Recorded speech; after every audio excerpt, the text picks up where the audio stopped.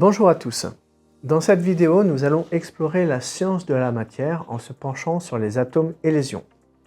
Comprendre ces concepts est essentiel pour appréhender le fonctionnement des batteries.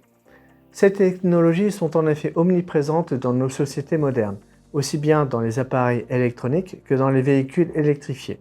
L'atome est au cœur de la révolution énergétique que nous connaissons dans notre quotidien. Préparez-vous à vous plonger dans le monde de l'infiniment petit.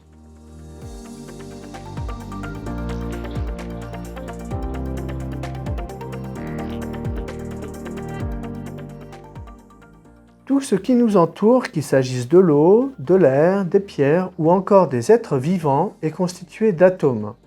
Ces éléments de base se regroupent pour former des molécules, éléments plus complexes qui conduisent à la matière que nous connaissons tous. Les atomes ont typiquement des dimensions de l'ordre de l'angstrom, c'est-à-dire 10 puissance moins 10 mètres. Ce sont des dimensions très petites, qui sont difficiles à concevoir. Pour vous donner une idée, imaginez un cheveu humain.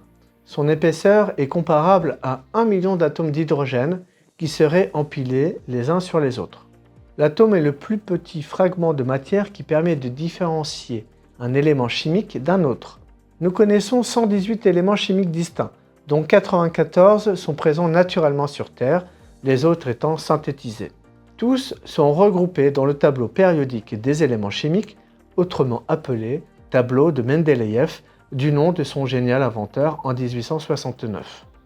Descendons d'un cran dans la compréhension des atomes. Chacun d'entre eux est constitué de particules subatomiques dont les tailles sont de l'ordre du femtomètre, c'est-à-dire 10 puissance moins 15 mètres. Dit autrement, ces particules sont 100 000 fois plus petites que l'atome. Il s'agit de protons, de neutrons et d'électrons. L'atome est constitué d'un noyau central composé de neutrons et de protons, lequel noyau est entouré d'électrons qui gravitent autour.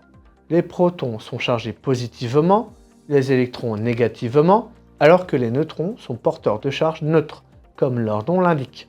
Ainsi, l'atome est essentiellement constitué de vide et résulte de l'agencement des protons et neutrons dans le noyau et des électrons qui gravitent autour.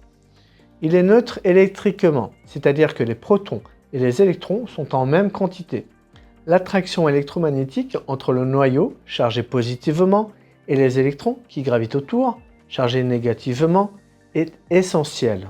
C'est elle qui permet la cohésion de la matière. La taille de l'atome est définie par la distance entre son noyau et ses électrons. Pour rappel, l'atome est environ 100 000 fois plus grand que son noyau. Pour vous donner une image, si la Terre était un atome d'hydrogène, son noyau aurait la taille d'un bâtiment d'une centaine de mètres. Quand un atome perd ou gagne des électrons, il devient ce que l'on appelle un ion.